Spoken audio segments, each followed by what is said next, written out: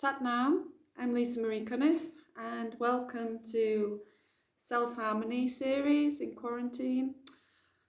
And tonight I wanted to talk about self-esteem. Thank you, Christina, for commenting on a thread and asking for this to be discussed. It's something I certainly resonate with in a very significant way. There's an earlier video about mirroring, and this really kind of touched on it.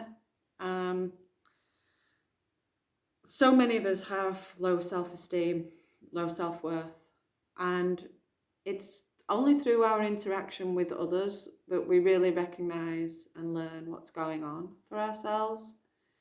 But actually in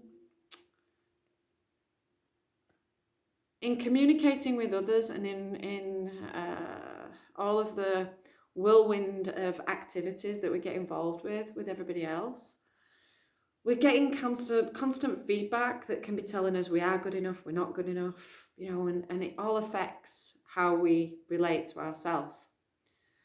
But what happens when that's silenced?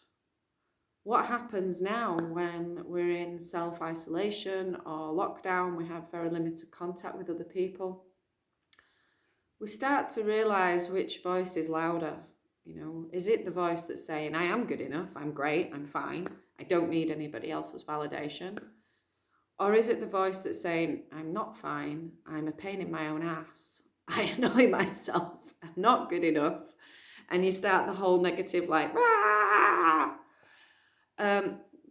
Being someone who was suicidally depressed many years ago now, like 12 years ago now, I can really relate to this. And it was that made me start Kundalini yoga and meditation. And it was only during that process of healing that I recognized how much damage there was done to my self-esteem, how belittling I was to myself through my own self-talk. And it's an ongoing thing, I wake up and I think, I can't look at myself in the camera today. I start speaking and I listen back and I think, oh my God, I can't share that. No way. So what I've decided to do is actually I don't listen back to anything I create. I put a little bit of makeup on before I make the videos, but nothing huge, nothing heavy, just enough to be like, okay, you don't look like you've just come through a hedge backwards. But I've allowed my friendships to really affirm for me the kind of person I am. I look around at the community that I'm part of now and I think, I couldn't be part of this community if I wasn't a loving, creative, sensitive person, because I'm very much part of the community and interactive in the community and a very accepted part of the community. And I look around at that mirror and see who I'm with, and it validates me. But now they're not there. So how do I find that validation? Well, first and foremost, it comes from working on the core. Just like many years ago when I didn't have that validation and I felt, sorry, a call's just coming through. And I felt deeply unhappy with myself. And despite the loving people around me, I saw only the negative part of my mirror.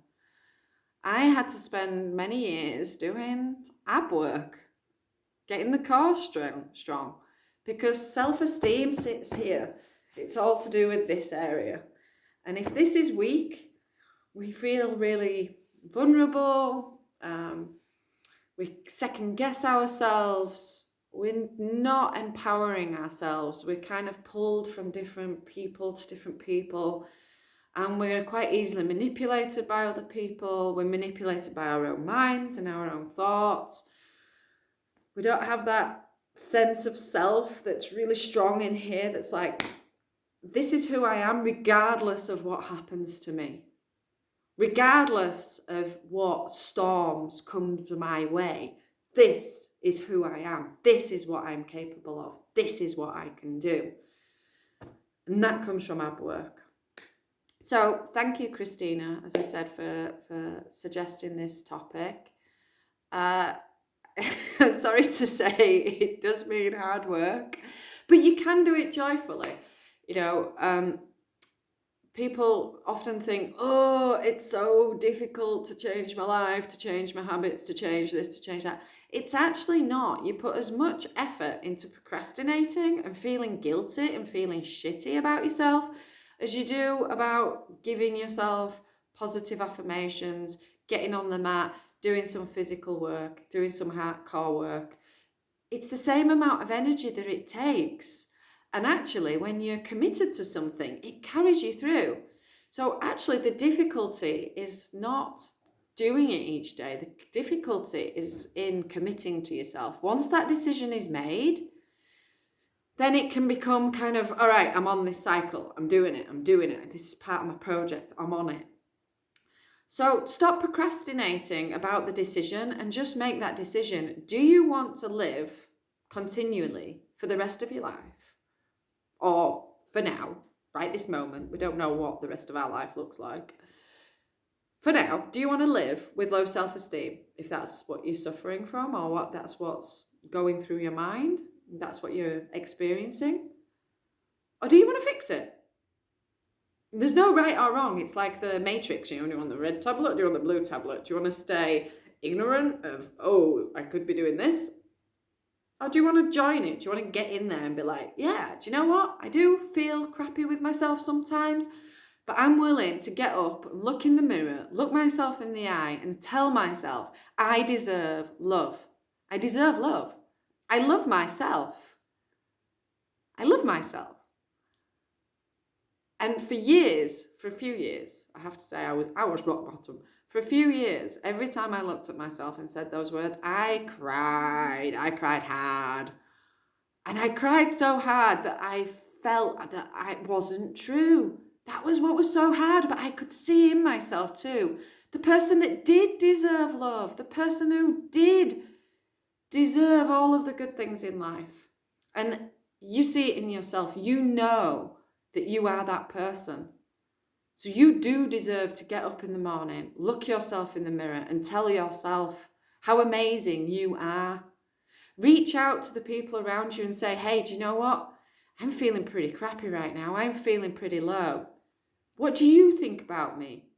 Don't be afraid to ask for their opinions. Let them self-affirm for you who you are. But most importantly, do the work for yourself. Give yourself the self-affirmations, get on that mat and get your core strength up. Tomorrow I'll do a video for core strength, which will be about a 15-minute series of exercises. 15 minutes, it's nothing, you know, in the grand scheme of life. Oh my God, can I fit 15 minutes into my day? Well, you might not have been able to a few weeks ago, but right now I'm pretty sure you can find some space and time for 15 minutes. And I can guarantee you, you will ache, but not in a way that stops you from getting out of bed on a morning, although I have been there, I have to say. You will ache. You will feel fantastic. You will feel stronger. And you will notice a psychological improvement from doing a physical activity. And get up and commit to yourself, to love yourself, because you deserve it. You absolutely deserve it. Now, I've gone on a lot about self-love. Love yourself, love yourself, love yourself, but it's true. It's at the root of so many of our problems in today's society. We undervalue ourselves. We belittle ourselves. We hide behind social anxieties, reasons why we can't do things, excuses, time constraints, all of these things. Well, most of them have been removed right now. So see the light. See the dark, see whatever it is that's in front of you. Do whatever it is you want. Do you want to keep suffering that side of your mind? Do you want to do something about it? If you want to do something about it, watch for my video tomorrow. Or Google it, Nabikriya. Oh my God, that will make you ache. But it's the foundation of some of the things I'm going to be teaching tomorrow. And it is awesome. It is fantastic. It nails you. It nails you to your warrior self. Like, I am the warrior of my own heart and my own destiny. I am a warrior. Warrior. It's amazing. It's awesome. All right. So Nabikriya, Nabhikriya, or check out my YouTube video tomorrow. Love yourself. You deserve to be happy. You deserve to know your own strength, your own beauty, your own creativity. Shine. Sat now. Good night.